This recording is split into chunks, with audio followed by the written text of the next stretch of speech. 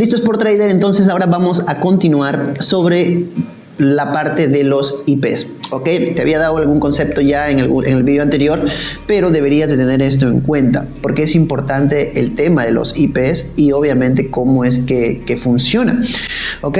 Efectivamente, como ya te había dicho, el IP va vinculado, es un código que está dentro de la señal de internet que varía según la locación o la ubicación de cada persona. De hecho, se podría ubicar y rastrear en qué parte está una persona y mostrarlo visualmente, o sea, o un promedio, una ciudad específicamente. ¿Listo? Entonces, ahora tienes que tener en cuenta que te voy a hablar ahora sobre los tipos de IPs que pueden ocurrir o que tú podrías utilizar, los que normalmente están vigentes. Por ejemplo, tienes el IP normal, que te voy a mostrar por aquí. Entonces, tenemos los routers alámbricos. Estos de aquí, por ejemplo, este es un ejemplo de lo que estoy mostrando por aquí. Estos routers son cableados. El de acá, por ejemplo, son cableados. ¿Qué significa cableados? Que tiene una característica con el IP. Yo le digo que el IP es fijo, pero no es exactamente que sea fijo, sino que no cambia constantemente el código IP, sino que se demora horas para hacerlo. Por eso es de que se le considera que es un IP estático. Ok, ¿puedes operar con estos? La respuesta es sí, puedes operar, puedes hacerlo, pero no es muy funcional para las operaciones que tú vayas a hacer. ¿Por qué? Porque si constantemente te vienen limitando las cuentas por X o Y motivo, entonces no te va a servir mucho porque se implicaría horas que tendrías que esperar para volver a operar. Entonces, a esto los consideramos como el IP fijo, ¿ok? O el IP estático, porque no tiene un cambio, ¿ok? No cambian constantemente.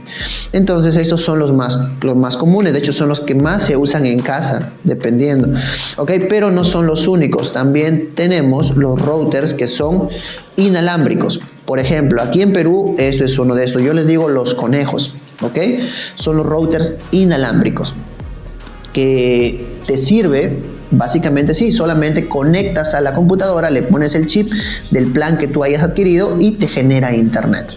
Entonces, ¿cuál es la diferencia de este con el otro? Que este de aquí sí cambia, el IP es dinámico, porque cada vez que tú apagas ese router, el IP se resetea, se reinicia. ¿Ok? Entonces este se aplica muy bien. Es una muy buena opción para empezar, sí, pero con los otros también podrías operar. Si estás solo en casa, podrías adaptarlo sin problema, hacer una gestión adecuada para que te funcione. Pero si ya quieres tener otra cuenta más, entonces lo que yo te recomiendo es, podrías utilizar este IP. Este IP siempre se va a utilizar y en mi criterio son los más recomendables para el uso. Así que si tú quieres hacerlo, utilizarlos, puedes adquirir este si tú gustas o puedes utilizar el otro. Así que en conclusión, si tú quieres utilizar el otro, puedes hacerlo, pero los más recomendables para mí serían estos. O también podrías adquirir los TP-Links, que son internets que tú ingresas el chip para que te pueda servir. ¿Ok? Por ejemplo, mira, router, por acá va a salir muchos de internet. Colocamos ahí y acá nos va a salir. Estos son los TP-Links, por ejemplo, y funcionan, te sirven. ¿Por qué? Porque tú colocas un chip y te genera un plan. Están un poquito más caros muy probablemente, pero te sirven. Así que, querido Sport Trader, estos son los dos tipos de internet o de IPs que existen y que tú deberías de tener en cuenta para escoger el adecuado y puedas operar. Ahora, los cambios de los IPs, ¿cuándo se deberían de realizar? O sea, cuando tú formateas tu IP, ya te lo dije, no es necesario que tú lo hagas todos los días. Tú no deberías de hacer un reseteo diario. ¿Listo? Lo que tú deberías de hacer es, cada vez que una cuenta se quema, es decir, es limitada, te limitan, tendrías que hacer... Anota esto. Tendrías que hacerle un tratamiento de salida. ¿Cuál es el tratamiento de salida y a la vez de inicio para nuevas cuentas? Es que tú borres historial, borres cookies y sobre todo, mejor formatea esa computadora.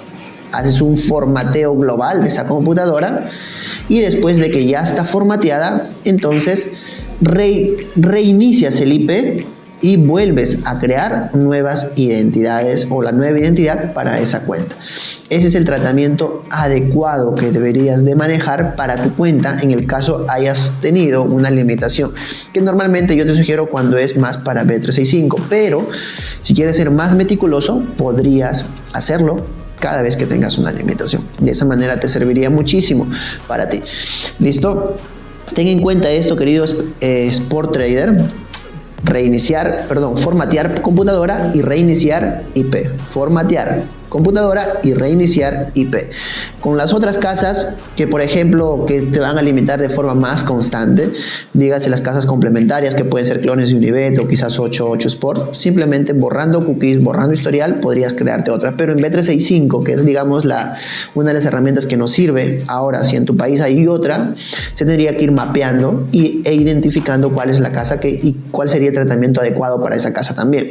Así que, querido Sport Trader, espero que esto te ayude. Toma nota sobre esto. Hemos hablado sobre el tema de los IPs y también recuerda que te pueden rastrear con eso. Hemos visto los tipos de IPs y qué deberías de hacer cada vez que tienes una limitación para generar un cambio de IP.